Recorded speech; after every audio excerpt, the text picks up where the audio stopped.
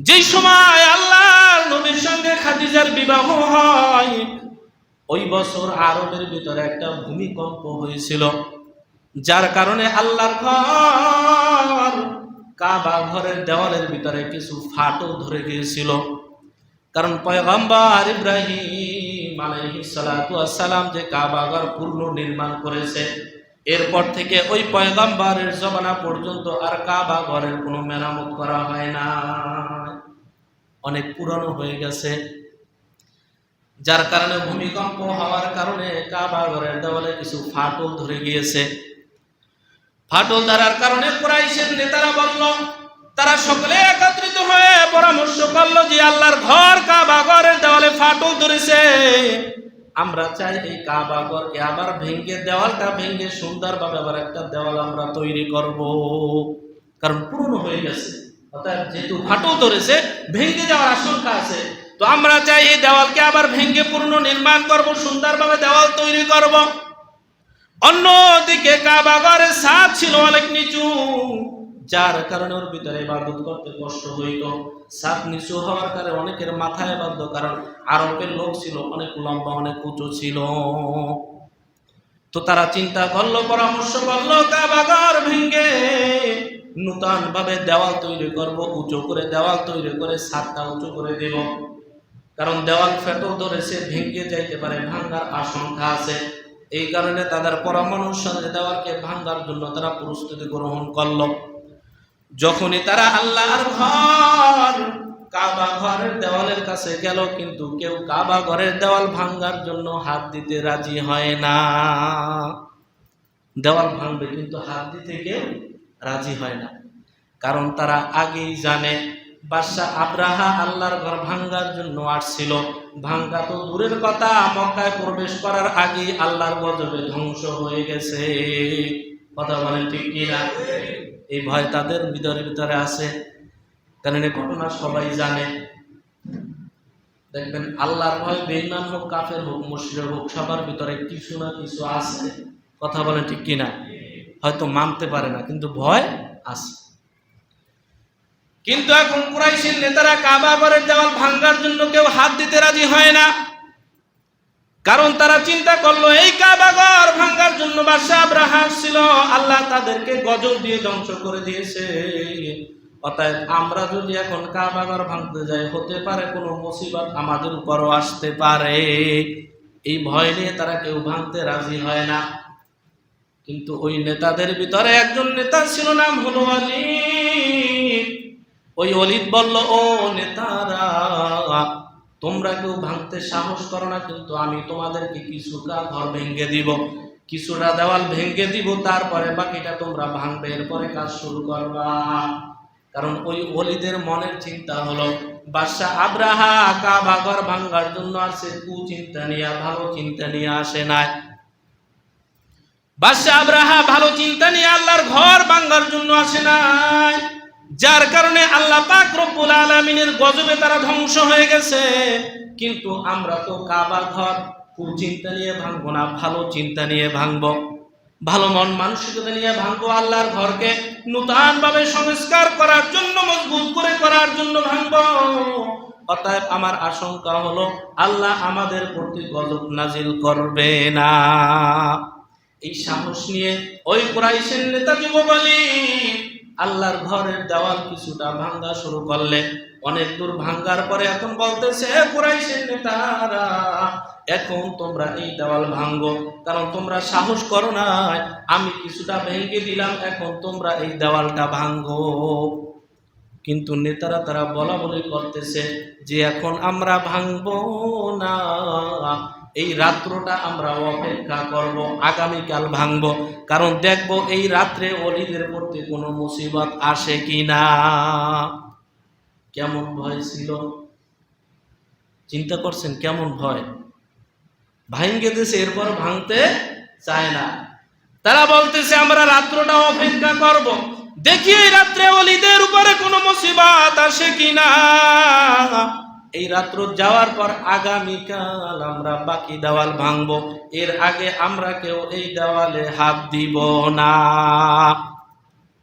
ওই আল্লাহ এখনো আছে কি নাই? আওয়াজ দিয়ে বলেন আছে কি নাই? এই জন্য আল্লাহর বিরোধিতা যারা করবে, কোরআনের বিরোধিতা যারা করবে, আল্লাহর হাবিবের বিরোধিতা যারা করবে, আল্লাহর হুকুমের সামনে যারা মাতলামি দেখাইবে, নেতাগিরি করবে, আল্লাহ তাআলা বলেন আমি ছাড় দেই কিন্তু ছেড়ে দেই না। আল্লাহ ছাড় দেয় কিন্তু ছেড়ে দেয় না। কারণ বাদশাহ আব্রাহা তার সেনা সৈন্য নিয়ে আসছে, আল্লাহ কিছু বলে নাই।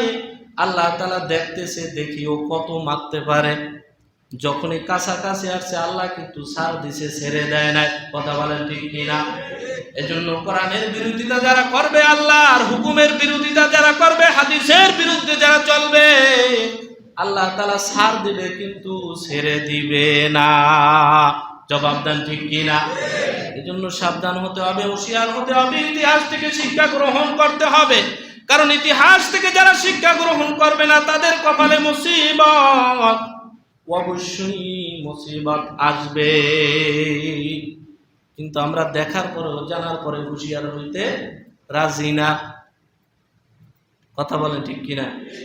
চোখে দেখতেছি, সব দেখার পরে আমরা হুঁশিয়ার হই না। মুসিবত যখন চলে আসে তখন কিন্তু হুঁশিয়ার হলে আর কাজ হবে না। এজন্য সাবধান হতে হবে। যাই হোক, রাত্র পার হয়ে গেল। পরের দিন যখন চলে আসলো, সকালবেলা দেখে ওলীদের প্রতি কোনো মুসিবত আসে নাই, কোনো গজব নাজিল হয় নাই, ওলীদ নিরাপদে আছে, কোনো সমস্যা তার হয় নাই। এরপরে সকল নেতারা চিন্তা করলো, ওলীদের উপরে যেহেতু কোনো মুসিবত আসে নাই, তাহলে এখন আমরা ওই দেওয়াল ভেঙে আবার নতুন ভাবে তৈরি করতে পারি। কারণ এখন বুকে সাহস হয়েছে। কথা বলেন ঠিক কিনা? এখন পরিপূর্ণ সাহস হয়েছে যে কোনো মুসিবত আসে না। এরপরে সকল নেতা মিলে দেওয়াল ভেঙে পূর্ণ নির্মাণ কাজ শুরু করে দিল। কাজ করতে করতে ওই দেওয়ালের সঙ্গে একটা সম্মানিত পাথর আছে, যার নাম হলো হজরে আসওয়াদ। নাম শুনছেন নি? যে পাথরটার সম্মান অনেক, মর্যাদার সম্পন্ন একটি পাথর হজরে আসওয়াদ। কালো পাথর, হাজার অর্থ পাথর, আসওয়াদ অর্থ কালো। হজরে আসওয়াদ মানে কালো পাথর। ওই সম্মানিত পাথরটা দেওয়াল ভাঙ্গার সময় ওখান থেকে নিয়ে এক জায়গায় রাখা হয়েছিল। যখনই ওই দেওয়ালের কাজ করতে করতে হজরে আসওয়াদের নির্দিষ্ট স্থানে চলে আসলো, এখন তারা ভাবলো ওই হজরে আসওয়াদকে নির্দিষ্ট স্থানে রাখতে হবে, তারপরে আমরা বাকি কাজ সম্পূর্ণ করব। কিন্তু এখন এই হজরে আসওয়াদকে জায়গায় রাখবে, এই হজরে আসওয়াদটা নির্দিষ্ট জায়গায় কে রাখবে, এইটা নিয়ে নেতাদের ভিতরে একটু ঝগড়া শুরু হয়ে গেল। কারণ প্রত্যেক দলের নেতাই চায় আমি এই হজরে আসওয়াদটাকে রাখবো। কারণ এই হজরে আসওয়াদ যে নিজের হাত দিয়ে ধরে নির্দিষ্ট জায়গায় রাখবে, তার সম্মান অনেক বেড়ে যাবে, তার কাছে বাকিরা প্রতিপূর্ণ হয়ে যাবে, তার সম্মান অনেক বৃদ্ধি পেয়ে যাবে। কারণ এই সম্মানিত পাথর সে নির্দিষ্ট স্থানে রাখছে, এটা তাদের কাছে অনেক সম্মানের একটা বিষয়। এখন সব নেতাই চায় আমি রাখবো, এই নিয়ে তাদের ভিতরে দ্বন্দ্ব শুরু হয়ে গেল। দ্বন্দ্ব হতে হতে এমন অবস্থা হয়ে গেল, তারা জিহাদের জন্য প্রস্তুতি গ্রহণ করলো, যে দরকার হয় যুদ্ধ করব, কিন্তু কেউ কাউকে ছাড় দিবে না। ওই জাহেলিয়াতের যুগের এমন একটা বদ অভ্যাস ছিল যে সামান্যতম জিনিস নিয়েও তারা এমন ভাবে ঝগড়া করত, নিজের জান দিয়ে দিতে রাজি থাকতো। মানে সামান্য বিষয় নিয়ে তারা কোলাহল করতো, এমন ভাবে ঝগড়া করতো, এমন অভ্যাস তাদের ভিতরে ছিল যে নিজে যুদ্ধ চালিয়ে যেত। হাদিসের ভিতরে আসছে, কেউ যদি কারো কুয়ার থেকে উঠে পানি খাইতো, কারণ আরবের ভিতরে উটের প্রচলন বেশি ছিল। মনে করেন আমার উট এই মুয়াজ্জিন সাহেবের কুয়া থেকে পানি খাইছে, এখন পানি কেন খাইলো এই নিয়ে তারা যুদ্ধ করত। মানে কেউ কাউকে ছাড় দিবে না। আমাদের সমাজে আছে কিনা? ছাড় দিতে রাজি হয় না। কিন্তু আল্লাহর নবীর আদর্শ কি এইটা? তো ওই পয়গাম্বার আসার পরে আদর্শ দেখাই দিছে। কারণ উঠে পানি খাইছে, ছাড় দেয় না, নিজে যুদ্ধ চালিয়ে গিয়েছে, যুদ্ধ করে নিজে শেষ করতে পারে না। হাদিসের ভিতরে আসছে, সন্তানদেরকে বললে যে অমুকের সাথে আমার যুদ্ধ আছে, ঝগড়া আছে, আমি শেষ করতে পারি না, তোমরা চালাইয়া যাইবা। কেমন হিংসা ছিল! যাই হোক, ওই নেতাদের ভিতরে যুদ্ধ শুরু হয়ে গেল, রক্তপাত শুরু হয়ে গেল, যে তারা বলে প্রয়োজনে যুদ্ধ করব, কিন্তু কেউ কাউকে ছাড় দিবে না, সবাই চায় আমি রাখবো, আমি রাখবো। শেষ পর্যন্ত তারা একটা সমাধানে গিয়ে বুঝলো। তারা বলতেছে আমরা এত যুদ্ধ না করে, জিহাদ না করে একটা সমাধান করে মীমাংসা করলেই ভালো হয়। তারা বলল আগামীকালকে বাবে ইব্রাহিম হয়ে কাবার চত্বরে সর্বপ্রথম যে প্রবেশ করবে, অর্থাৎ আগামীকাল সকালবেলা বাবে ইব্রাহিম হয়ে কাবা ঘরের চত্বরে সর্বপ্রথম যে প্রবেশ করবে, সে যে সমাধান দিবে আমরা এইটা সকলে মেনে নিব। এখন সবাই এতে রাজি, বলে ঠিক আছে, আগামীকাল সর্বপ্রথম যে কাবায় প্রবেশ করবে সে যেইটা সমাধা দেবে এইটাই আমরা মেনে নিব। আল্লাহ নবীর সম্মান আল্লাহ কেমনে বাড়ায় দেয় লক্ষ্য করে শুনেন। কারণ সম্মানের মালিক কে? ওয়াতুইজ্জু মান তাশাউ ওয়া তুযিল্লু মান তাশাউ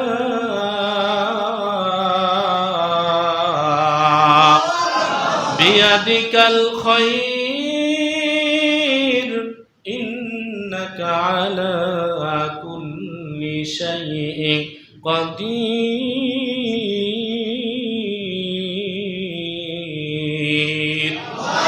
আল্লাহ যারে সম্মান দিবে দুনিয়ার সমস্ত ক্ষমতা মিলে তাকে অসম্মানী করতে পারবে না, আর আল্লাহ যাকে অসম্মান করবে দুনিয়ার সমস্ত ক্ষমতা মিলেও তাকে সম্মান দিতে পারবে না। কারণ সমস্ত ক্ষমতা কার হাতে? আর আওয়াজ দিয়া বলেন ক্ষমতা কার হাতে? এই বিশ্বাস যে মুমিন করবে, যে বান্দা বিশ্বাস করবে ক্ষমতা আল্লাহর হাতে, সে কোনোদিন আল্লাহর সামনে আল্লাহর হুকুমের বিরোধিতা করবে না, জুলুম করবে না, অত্যাচার করবে না, কোরআনের বিরোধী করতে পারে না, নবীর আদর্শের বিরোধী করতে পারে না। জবাব দেন ঠিক কিনা?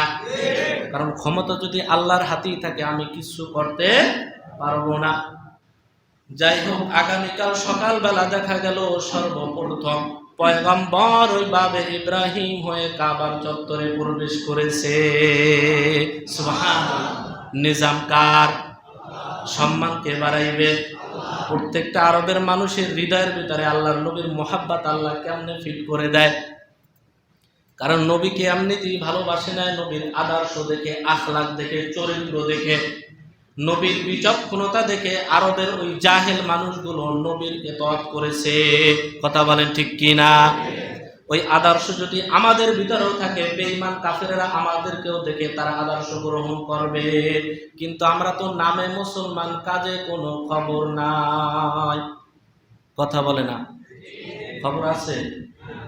আমাদের মুসলমানের আদর্শ দেখে বেঈমান মুসলমান হবে, কাফের মুসলমান হবে।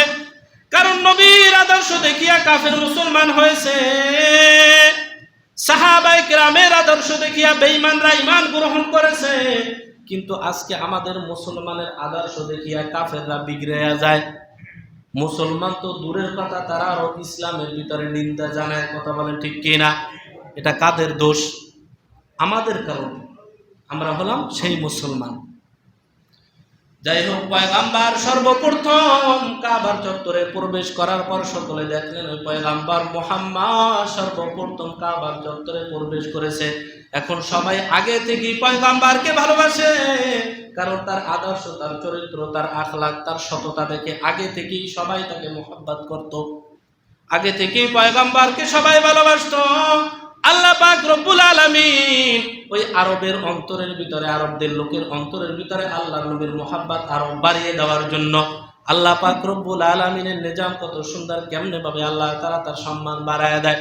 পয়গম্বরকে দেখার পরে সবাই বললেন এই মুহাম্মদ যে ফয়সালা দিবে আমরা সেটাই মেনে নিব।